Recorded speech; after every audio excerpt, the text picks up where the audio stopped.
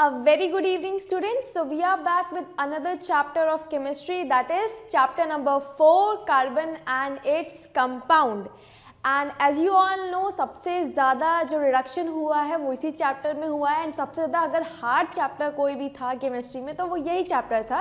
तो इस साल आपके लिए काफ़ी बेनिफिट है कि इस चैप्टर में आपको बहुत ही कम पढ़ना है एंड जो भी आप पढ़ोगे वो बहुत ईजी है, ठीक है। जितना भी डिफ़िकल्ट पोर्शन था that is IUPAC, chemical properties of ethanol, ethanoic acid etcetera, वो सब इसमें से हटा दिया गया है and you only have to study carbon and its properties, versatile nature and a short detail of homologous series।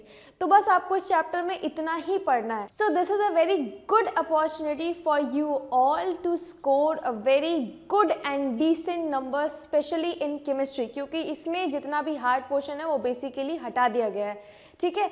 So without wasting much time, let's begin with our next chapter, that is carbon and its compound। See, सबसे पहले तो हमें पता होना चाहिए कि what is carbon, its position in periodic table and its atomic number, atomic weight। तो देखो सबसे पहली बात करें, अगर हम इसे periodic table में देखें तो ये आपका ग्रुप 14 का मेंबर है जिसको हम बोलते हैं कार्बन फैमिली एंड इसका एटॉमिक नंबर होता है 6 एंड एटॉमिक वेट होता है 12, ठीक है। तो ये इसके बेसिक्स हैं। पीरियोडिक टेबल में कार्बन को रखा जाता है ग्रुप 14 में। Now what is the importance of carbon in our daily life? तो एक नहीं हजारों इसके इम्पोर्टेंस हैं क्योंकि each and every living being is made up of carbon. हम खुद भी कार्बन से बने हैं, कार्बन एंड इट्स कंपाउंड, ठीक है।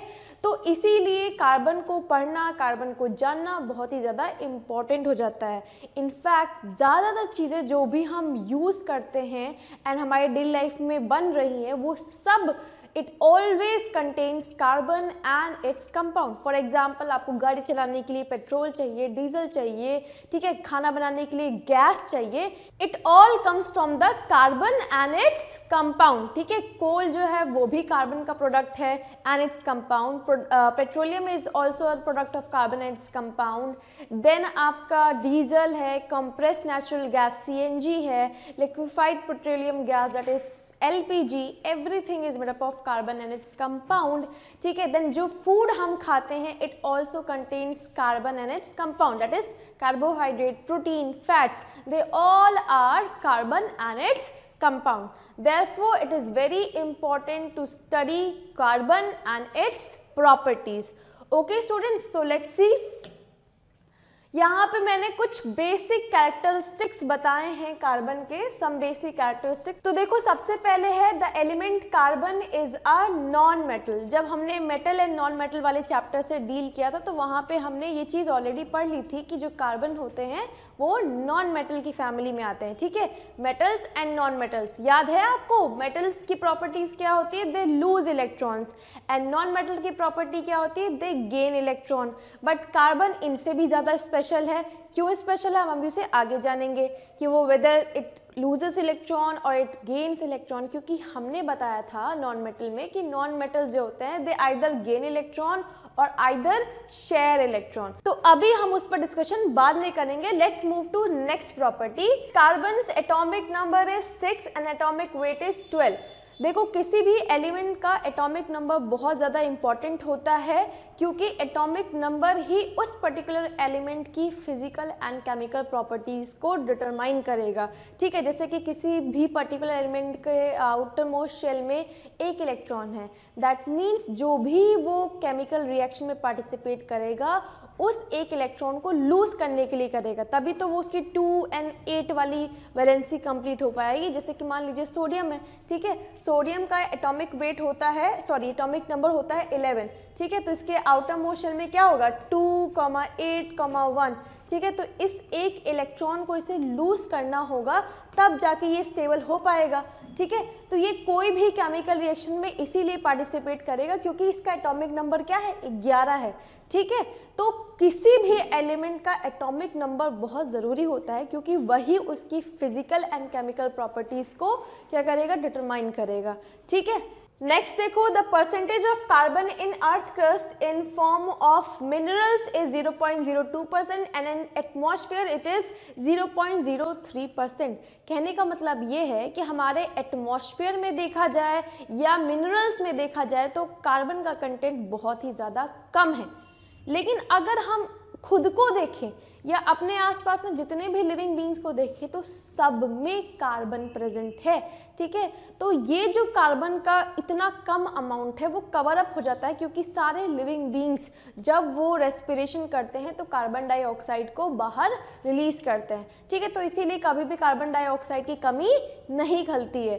क्यों? क्योंकि कार्बन डाइऑक्साइड ऑलरेडी सारे के सारे लिविंग बींग्स दे रहे हैं इन्वायरमेंट में। ठीक है, प्लांट्स को कार्बन डाइऑक्साइड चाहिए, सारे लिविंग बींग्स क्या कर रहे हैं, जब वो आपकी ब्रीदिंग कर रहे हैं तो उससे कार्बन डाइऑक्साइड रिलीज हो रहा है। तो ये जो कम अमाउंट है कार्बन डाइऑक्साइड का वो बैलेंस हो जाता है। ठीक है, तो इसीलिए यहाँ पर आपको देखने को मिल रहा होगा मिनरल्स के फॉर्म में, दैट इज कैल्शियम कार्बोनेट।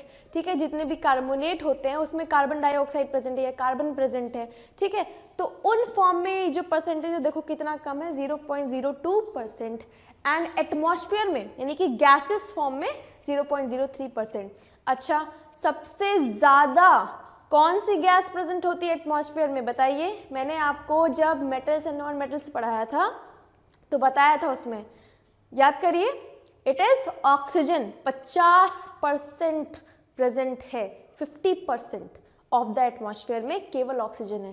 ठीक है, तो इट इज वेरी इंपॉर्टेंट कि आप ये सब भी याद रखें। नेक्स्ट देखो, all living things, plants and animals are made up of carbon and its compound. जितने भी लिविंग बींग्स हैं, चाहे वो सबसे छोटा ही क्यों ना ऑर्गेनिज्म हो, चाहे सबसे बड़ा ही क्यों ना हो, सब में कार्बन या उसके कंपाउंड प्रेजेंट है। ठीक है, क्योंकि आप सोचो हमारी बॉडी जो है वो बेसिकली किससे बनी हुई है, प्रोटीन से, एंड प्रोटीन्स क्या है, कार्बन के ही प्रोडक्ट है। ठीक है, तो carbon is basically very important for each and every living being. ठीक है, नेक्स्ट देखो, it always forms covalent bond. Now covalent bond पे भी हमने डिस्कशन किया था मेटल्स एंड नॉन मेटल्स में कि कोवेलेंट बॉन्ड मतलब होता है शेयरिंग ऑफ इलेक्ट्रॉन। देखो दो तरीके हैं, या तो आप इलेक्ट्रॉन्स लूज करिए जो कि मेटल्स करते हैं, एंड नॉन मेटल्स का काम है इलेक्ट्रॉन को गेन करना। लेकिन नॉन मेटल एक और प्रॉपर्टी भी शो करते हैं जहां पर वो इलेक्ट्रॉन गेन नहीं कर शेयर करते हैं। ठीक है, that is a very unique property of non metals.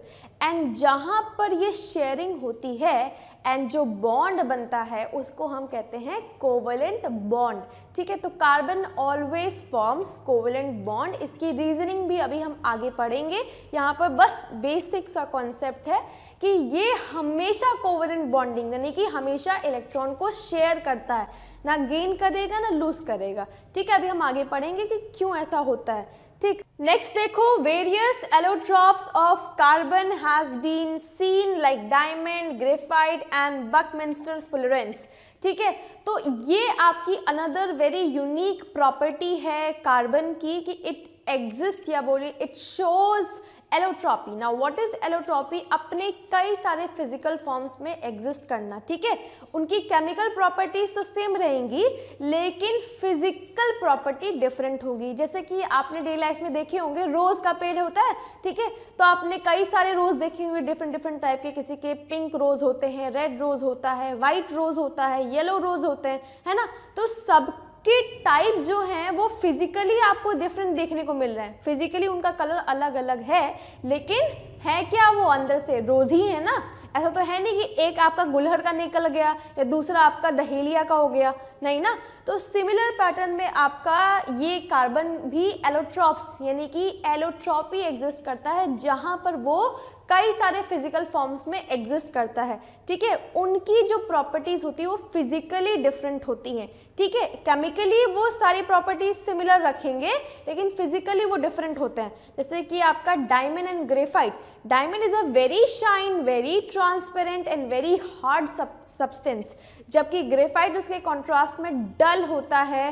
ठीक है, एंड आपका ओपेक स्ट्रक्चर होता है, ट्रांसपेरेंट नहीं होता है, ओपेक होता है। ठीक है, and it can conduct heat and electricity and also very soft. ठीक है। तो ये देखो फिजिकली दोनों डिफरेंट है, लेकिन जब आप दोनों को ही बर्न करोगे तो दोनों ही बर्न होने के बाद कार्बन डाइऑक्साइड में कन्वर्ट हो जाएंगे। क्यों? क्योंकि हैं किस चीज़ के, कार्बन के ही बने हुए हैं ना। तो कार्बन जब भी ऑक्सीजन में आपका बर्न होता है तो किस में कन्वर्ट होता है, CO2 में। तो दोनों ही रिएक्शन में पार्टिसिपेट करेंगे, दोनों ही यही चीज़ शो करेंगे, यानी कि केमिकल प्रॉपर्टीज सेम है लेकिन फिजिकली दोनों अलग अलग हैं। ठीक है, तो यही चीज़ आपकी कहलाती है एलोट्रॉपी। इसी को हम अभी आगे डिटेल में पढ़ेंगे भी। तो देखो एलोट्रॉप्स ऑफ कार्बन, तो सबसे पहले definition, the various physical form in which an element can exist are called as allotropes of the element. जैसे कि आम होता है, ठीक है, दशहरी आम होता है, पहाड़ी आम होता है, लंगड़ा आम होता है, एंड बहुत सारे टाइप्स होते हैं, मुझे तो ज़्यादा पता नहीं है। एंड अगर आपको और भी टाइप्स पता है तो प्लीज़ कमेंट सेक्शन में लिखिएगा। तो उनके भी कई सारे टाइप्स हैं, है क्या, आम है लेकिन फिजिकली डिफरेंट है। ठीक है, तो यही चीज़ है आपकी सिमिलर एलोट्रॉप्स में भी कार्बन के, वो आपके फिजिकली डिफरेंट है। ठीक है, फिजिकली उनकी प्रॉपर्टीज अलग है, केमिकली वो सेम है। ठीक है क्या, कार्बन। तो अल्टीमेटली जब ऑक्सीजन के साथ बर्न होंगे तो CO2 में कन्वर्ट हो जाएंगे। तो ये प्रॉपर्टी दोनों ही शो करते हैं, केमिकल प्रॉपर्टी, लेकिन physically they are both different. एक इलेक्ट्रिसिटी कंडक्ट करता है, एक नहीं करता। डायमंड नहीं करता है, ग्रेफाइट करता है। एक बहुत ही ज़्यादा शाइन ब्राइट स्ट्रक्चर है, ट्रांसपेरेंट है, और एक डल है। ठीक है, देन दूसरा जो है बहुत ही ज़्यादा हार्ड है, डायमंड बहुत ही हार्ड है, ग्रेफाइट बहुत ही सॉफ्ट होता है। ठीक है, पेंसिल है उसी को हम ग्रेफाइट से बनाते हैं। ठीक, नेक्स्ट देखो, the 3 allotropes of carbon are diamond, graphite and buckminster fullerenes. तो ये बहुत ही इंपॉर्टेंट हो जाता है आपके MCQ के लिए या 1 नंबर के क्वेश्चन के लिए, जहाँ पर एलोट्रॉप्स पूछे जाते हैं कि नेम 2 और 1 एलोट्रॉप ऑफ कार्बन। तो आप इन नाम को याद रख लीजिएगा। ठीक है, डायमंड एंड ग्रेफाइट की डिस्कवरी तो बहुत पहले कर दी गई थी, अभी रिसेंटली में एडेड हुआ है ये Buckminster फुलरेंस। I think 60-70 years he हुए होंगे या उससे भी कम, आई डोंट नो एग्जैक्टली। तो ये चीज़ है आपकी, इनकी डिस्कवरी बहुत पहले हुई थी, ये अभी रिसेंट में ऐड हुआ है, इसीलिए इसके बारे में ज़्यादा अभी डिटेल में आपकी नॉलेज नहीं है। ठीक है, इसकी प्रॉपर्टीज़ अभी ज़्यादा कुछ पता नहीं है, लेकिन डायमंड ग्रेफाइट की प्रॉपर्टीज़ क्लियर है। ठीक है, तो देखिए सबसे पहले बात करते हैं हम डायमंड पर। तो ये आपका कलरलेस, इसका कोई कलर नहीं होता है, ट्रांसपेरेंट होता है, बहुत शाइनी स्ट्रक्चर होता है। ठीक है, एंड जो भी चीज़ चमकती है वो आपकी बिकती है, तो इसीलिए इसका इतना मार्केट में वैल्यू है। बहुत शाइनी होने की वजह से इसको ज्वेलरीज में यूज़ किया जाता है, एंड बहुत ही कॉस्टली होता है डायमंड का प्रोडक्ट। ठीक है, तो it is a colourless, transparent and very shiny and hard also. It is a very hard substance, hardest substance in the earth. ठीक है, पूरे अर्थ में सबसे ज़्यादा हार्डेस्ट सब्सटेंस कोई है तो वो डायमंड है। ठीक है, इसको हम कटिंग के लिए, किसी भी चीज़ को काटने के लिए यूज़ करते हैं, तो आप समझ सकते हैं कि कितना हार्ड होता होगा। ठीक है, तो ये आपका हार्डेस्ट नेचुरल सब्सटेंस अभी तक का जो नोन है उसमें आता है। ठीक है, तो इसको भी याद रखिएगा। ठीक है, the structure of carbon, now इसमें जो स्ट्रक्चर होता है डायमंड में, किस तरह का स्ट्रक्चर होता है कार्बन का, इट इज़ वेरी इंपॉर्टेंट। कई बार आपसे पूछा जाता है कि डायमंड में कैसा स्ट्रक्चर होता है, या डायमंड का स्ट्रक्चर बताइए, ग्रेफाइट का स्ट्रक्चर बताइए, बकमिंस्टर फुलरेंस का स्ट्रक्चर बताइए। तो ये आपको बहुत अच्छे से पता होना चाहिए। रेगुलर टेट्राहेड्रॉन, ठीक है, रेगुलर टेट्राहेड्रॉन स्ट्रक्चर होता है डायमंड का, एंड हेक्सागोनल रिंग्स होती हैं ग्रेफाइट की, एंड फुटबॉल शेप स्ट्रक्चर होता है आपका बकमिंस्टर फुलरेंस का। ठीक है, तो सबसे पहले बात करते हैं डायमंड की। इसका स्ट्रक्चर होता है रेगुलर टेट्राहेड्रॉन, जहां पर हर एक कार्बन बाकी 4 कार्बन के साथ लिंक होते हैं वाया कोवेलेंट बॉन्डिंग। मैंने बताया ही था कार्बन हमेशा कोवेलेंट बॉन्डिंग में ही पार्टिसिपेट करता है। तो देखो यहाँ पर एक कार्बन जो होगा वो 4 कार्बन के साथ लिंक होंगे। ठीक है, बाकी जो 4 होंगे उनसे लिंक होंगे। तो चारों के चारों कार्बन यहाँ पे आप देख सकते हो कोवेलेंट बॉन्डिंग में लिंक होते हैं, तो यहाँ पे कोई भी फ्री इलेक्ट्रॉन नहीं बचता है। ठीक है, तो देखो नेक्स्ट स्लाइड में इसका स्ट्रक्चर है। सी देखो टेट्राहेड्रॉन स्ट्रक्चर है ना, ये कार्बन है। ठीक है, देखो ये बीच का कार्बन। ठीक है, 1 2 3 आपके सामने दिख रहे हैं, एक इसके पीछे लगा हुआ है ये। ठीक है, सिमिलरली अब इस कार्बन को देखो ये। ठीक है, तो 1 2 3 1 2 सॉरी ये नहीं 1 2 3 एंड एक उसके बैक में पीछे, तो ये आपका टेट्राहेड्रॉन स्ट्रक्चर को फॉर्म करता है। चारों के चारों आपको पता ही है कार्बन का एटॉमिक नंबर 6 होता है, दैट मीन्स उसके वैलेंस इलेक्ट्रॉन यानी आउटर मोस्ट शेल में कितने होंगे 4, तो चारों के चारों जो कार्बन के इलेक्ट्रॉन्स हैं वो पार्टिसिपेट कर रहे होते हैं इस पर्टिकुलर स्ट्रक्चर में, ठीक है। तो जिसकी वजह से किसी भी तरह का फ्री इलेक्ट्रॉन नहीं बचता है, एंड फ्री इलेक्ट्रॉन नहीं रहेगा तो इलेक्ट्रिसिटी कंडक्ट नहीं होगी। That is why diamonds are poor conductor of heat as well as electricity, ठीक है। तो वही चीज़ लिखी भी हुई है कि since in a diamond crystal, ये डायमंड का क्रिस्टल है, इसमें हर एक carbon atom, each carbon atom is linked up to other 4 carbon atom. Each carbon, जैसे कि ये कार्बन को आप ले रहे हो तो वो बाकी सारे 4 कार्बन एटम के साथ लिंक होते हैं, जिसकी वजह से क्या होता है, ऑल द 4 वैलेंस इलेक्ट्रॉन, सारे चारों 4 वैलेंस इलेक्ट्रॉन वो आपके कार्बन एटम को कोवलेंट बॉन्ड में पार्टिसिपेट कराने में लगे हुए होते हैं, ठीक है। देखो hence all the 4 valence electron of carbon atom are used up in forming the bond.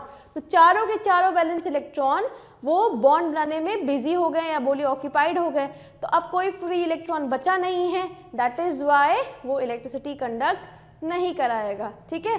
There are no free electrons in a diamond crystal, hence it does not conduct electricity. Same case होगा heat के साथ भी, heat और electricity को conduct कराने के लिए free electrons चाहिए, जो कि यहाँ पर है ही नहीं। Okay students, now next is graphite. देखो ग्रेफाइट जो होता है it is another allotrope of carbon, and अब हम देखते हैं कि इसमें क्या खास बातें होती हैं। तो सबसे पहले ये आपका ग्रेइश ब्लैक, आपने पेंसिल की लीड देखी है, बस वही है ग्रेफाइट। तो आपको मैं कलर अभी बताने की जरूरत तो है नहीं, क्योंकि आपने अपनी पेंसिल की लीड देखी होगी, तो जो कलर उसका होता है वही चीज़ ग्रेफाइट है, ठीक है। तो ये आपका ग्रेइश ब्लैक कलर का होता है, ओपेक होता है, लाइट उससे आर पार नहीं जा सकती है, ठीक है। And very soft and slippery, ये तो आपने खुद ही फील किया होगा उसको छूने पर, बहुत ही सॉफ्ट होता है, स्लिपरी होता है, एंड इसी वजह से उससे हम लिख पाते हैं। अगर सॉफ्ट एंड स्लिपरी नहीं होता तो उससे लिखा नहीं जाता, ठीक है।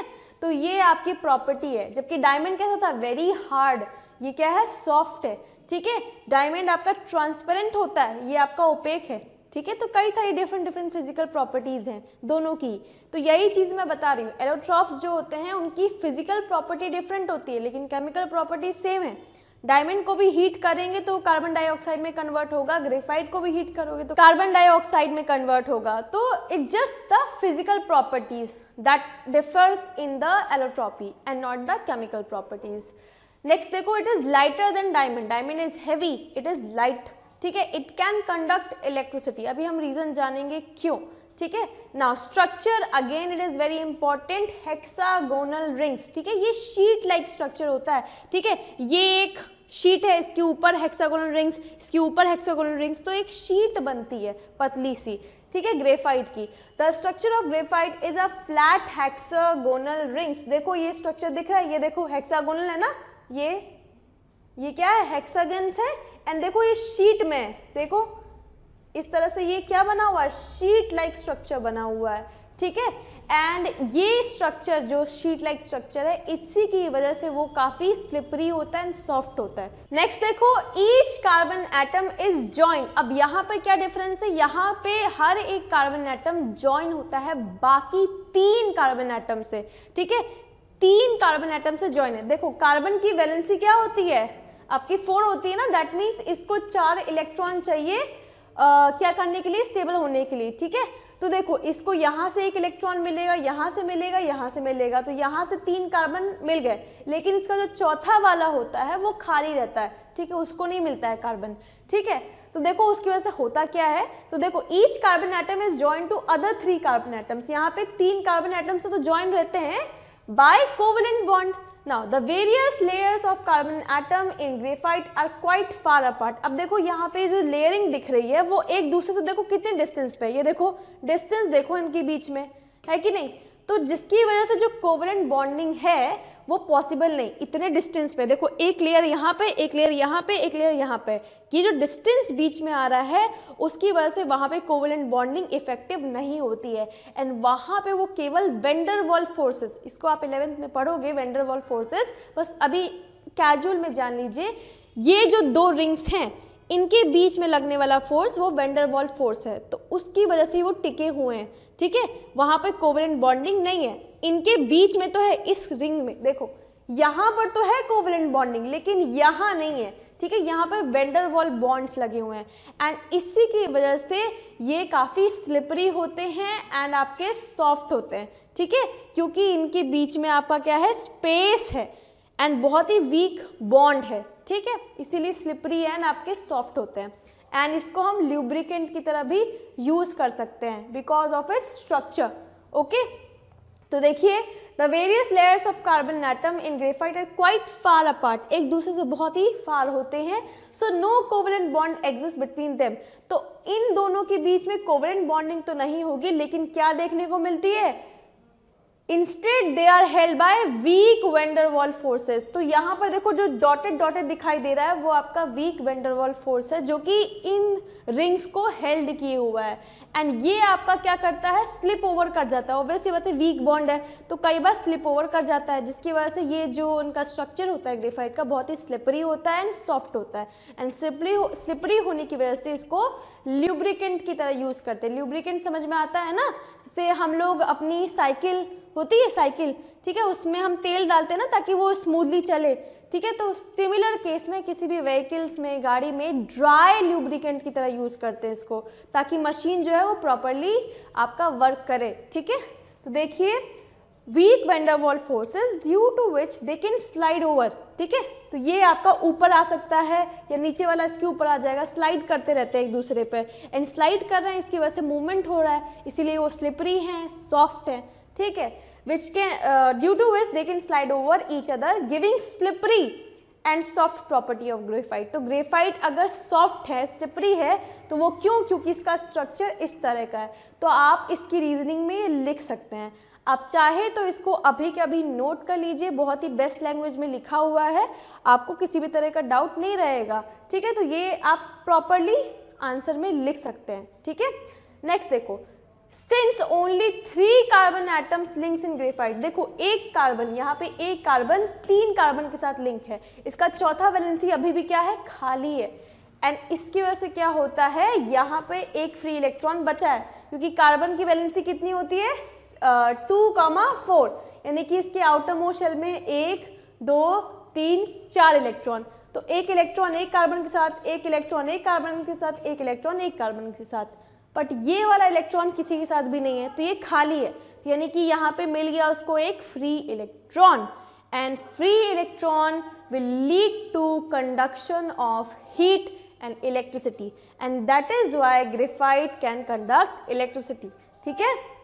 तो देखिए since only 3 carbon atom links in graphite crystal the 4th valence electron, जो चौथा वैलेंस इलेक्ट्रॉन होगा, वैलेंस मतलब आउटर मोस्ट शेल में जो इलेक्ट्रॉन होगा वो फ्री होगा मूव करने के लिए and due to the presence of this free electron, and इसी फ्री इलेक्ट्रॉन की प्रेजेंस की वजह से ये आपका हीट एंड इलेक्ट्रिसिटी कंडक्ट करा सकता है, ठीक है, क्योंकि अल्टीमेटली हीट एंड इलेक्ट्रिसिटी को कंडक्ट कराने के लिए कौन रिस्पॉन्सिबल होते हैं, इलेक्ट्रॉन्स।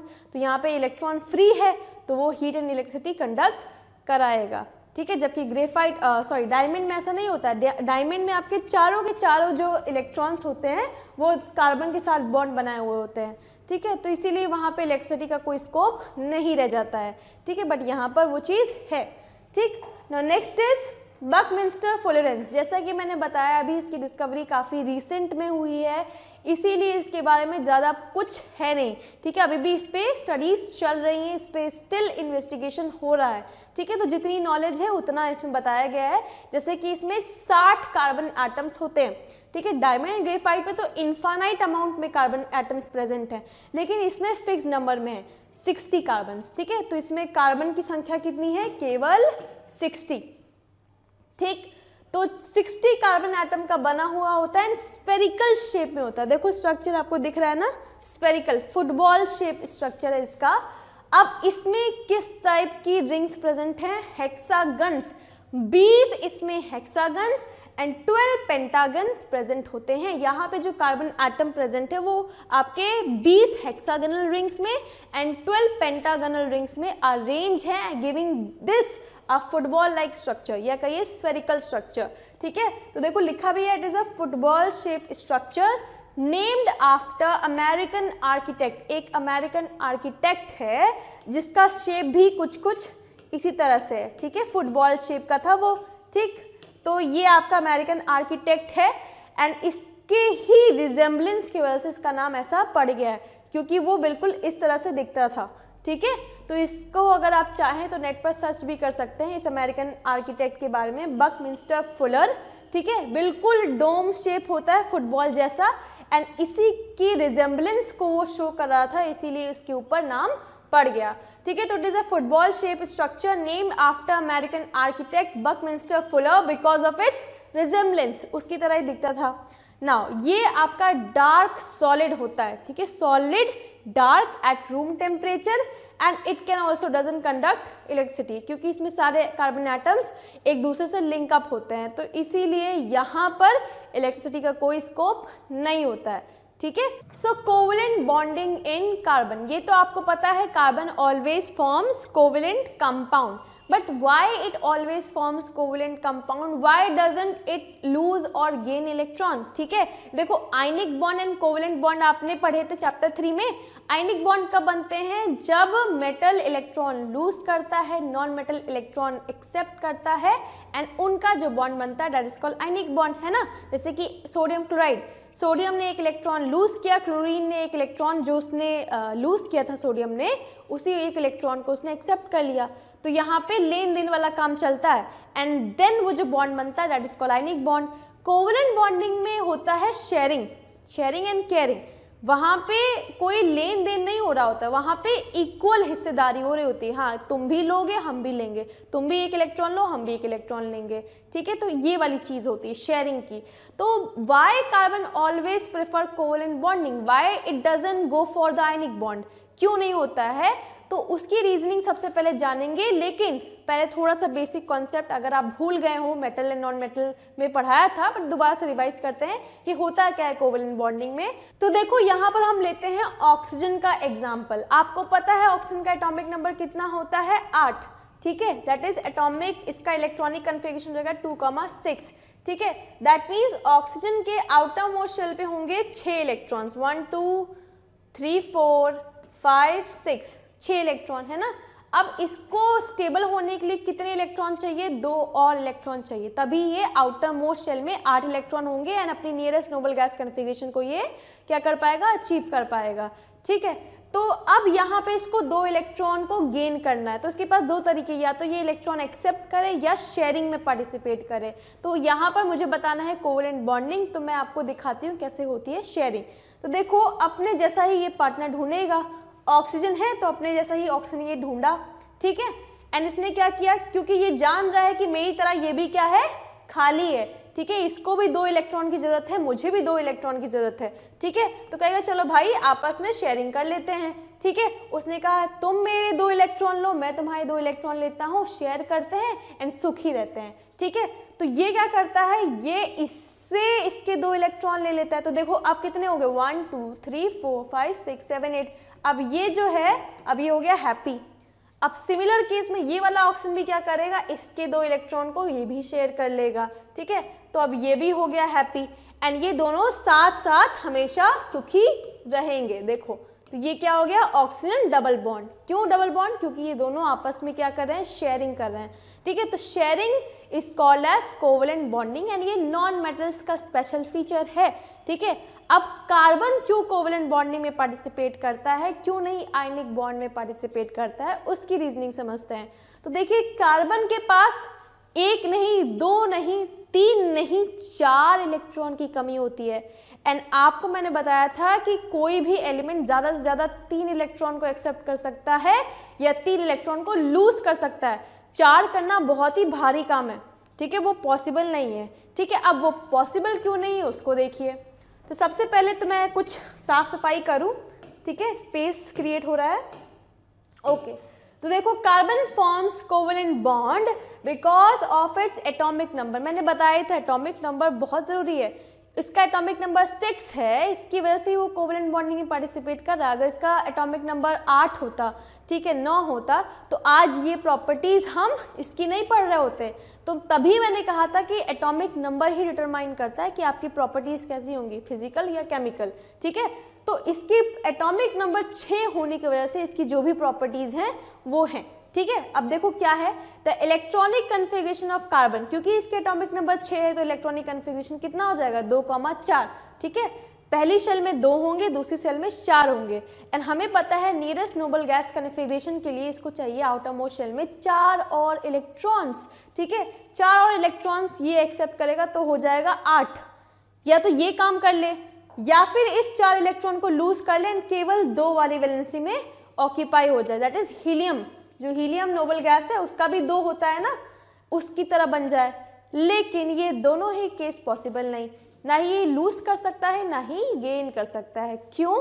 तो देखिए here we will discuss why it is not possible in case of carbon, gain करना या लूज करना। सबसे पहले carbon on its own is a very small in size. Carbon अपने आप में ही बहुत ही छोटा कंपाउंड है। देखो एटॉमिक नंबर देखो ना, इसका 6 है, ठीक है, बहुत ही छोटा होता है, ठीक है। दिस इज कार्बन एंड उसका एटम है ये, ठीक है, अपने आप में बहुत छोटा है ये, ठीक है।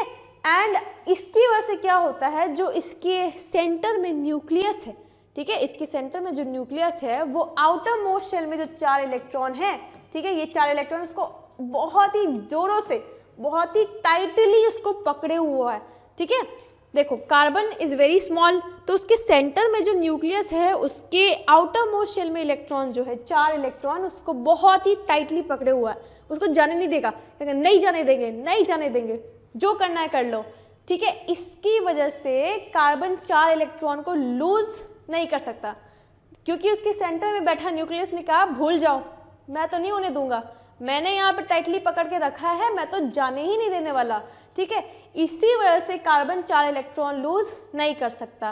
तो देखिए carbon on its own is a very small in size. थोड़ा बड़ा होता ना, अगर मान लो ये तो छोटा सा है, अगर थोड़ा बड़ा होता तो सेंटर पे न्यूक्लियस कितना दम लगाता है कि नहीं, कितना दम लगा लेता, इतना इतना दूर होता है उससे इलेक्ट्रॉन, लेकिन वो इतने पास में है कि वो टाइटली पकड़े हुआ है, ठीक है, इसीलिए वो 4 इलेक्ट्रॉन लूज नहीं कर पा रहा है। तो देखिए carbon on its own is a very small in size, due to which electron in outermost shell are strongly held by nuclear force of attraction, जो कि सेंटर से आ रहा है, सेंटर में पड़ा हुआ प्रोटॉन उस पर न्यूक्लियर फोर्स ऑफ अट्रैक्शन लगा रहा है एंड वो उसको जाने नहीं देगा, जाने नहीं देगा तो वो इलेक्ट्रॉन लूज नहीं करेगा, इलेक्ट्रॉन लूज नहीं कर सकता तो ये वाली जो कन्फिग्रेशन है हीलियम वाली नोबल गैस कन्फिग्रेशन वो भी पॉसिबल नहीं है, ठीक है। अब दूसरा केस बनता है इलेक्ट्रॉन को एक्सेप्ट करना, 4 इलेक्ट्रॉन एक्सेप्ट कर ले, तो देखो एक इलेक्ट्रॉन को एक्सेप्ट करने के लिए थोड़ी एनर्जी चाहिए, 2 इलेक्ट्रॉन को एक्सेप्ट करने के लिए थोड़ी और चाहिए, 3 को करने के लिए बहुत चाहिए, अब 4 को करने के लिए बहुत बहुत बहुत चाहिए, ठीक है। तो यही केस रहता है, कार्बन तो छोटा सा एलिमेंट है, उसके पास क्या इतनी एनर्जी है, इतना अमीर है वो एनर्जी के मामले में कि इतनी सारी एनर्जी बटोर के लाएगा 4 इलेक्ट्रॉन को एक्सेप्ट करने के लिए? Answer is no. वो बहुत ही छोटा सा, बहुत ही सिंपल लिविंग आदमी है कार्बन हमारा, एंड वो इतनी एनर्जी अफोर्ड नहीं कर सकता है 4 इलेक्ट्रॉन को एक्सेप्ट करने के लिए, इसीलिए 4 इलेक्ट्रॉन एक्सेप्ट करने वाला भी केस पॉसिबल नहीं है। ये तो पहली बात होगी। दूसरा सोचो, अगर उसने कहीं से भी उधार मांग कर, कहीं से भी जुगाड़ लगाकर उसने एनर्जी बटोर भी ली, 4 इलेक्ट्रॉन एक्सेप्ट भी कर लिए, तो उसके खुद के सेंटर में जो प्रोटॉन्स हैं, इलेक्ट्रॉन्स एंड प्रोटॉन्स का नंबर सेम होता है, 6 इलेक्ट्रॉन है तो 6 ही प्रोटॉन होंगे, सेंटर में कितने प्रोटॉन है? केवल 6, एंड इलेक्ट्रॉन कितने हो गए उसके मुकाबले? 10, ठीक है। तो 6 के मुकाबले 10 इलेक्ट्रॉन, ठीक है, प्रोटॉन केवल 6 हैं, इलेक्ट्रॉन 10 हो गए, तो आप सोचो कितना ज़्यादा अनस्टेबिलिटी आ जाएगा, ठीक है। तो ये भी एक रीज़न है कि वो इलेक्ट्रॉन को एक्सेप्ट नहीं करता है, ठीक है। तो देखो carbon can also not accept 4 electrons because that will require a lot of energy, which carbon can never afford. बहुत ज़्यादा एनर्जी चाहिए होती है, वो पॉसिबल ही नहीं है। 3 को करने में ही बहुत ज़्यादा एनर्जी चाहिए रहती है, 4 तो बहुत बड़ी बात हो गई, है ना। Also it will be highly unstable to hold 10 electrons with only 6 protons. Centre में प्रोटॉन्स होते हैं, केवल 6 प्रोटॉन एंड 10 इलेक्ट्रॉन को होल्ड कर रहा है, 4 एक्स्ट्रा इलेक्ट्रॉन्स, तो वो भी अल्टीमेटली स्ट्रक्चर को काफ़ी अनस्टेबल बना देगा, क्योंकि कार्बन कैसा होता है, बहुत ही छोटा सा एलिमेंट है, ठीक है, उसमें 10 इलेक्ट्रॉन्स, सोचो, है कि नहीं। तो इसीलिए ये वाला केस भी पॉसिबल नहीं हो पाता।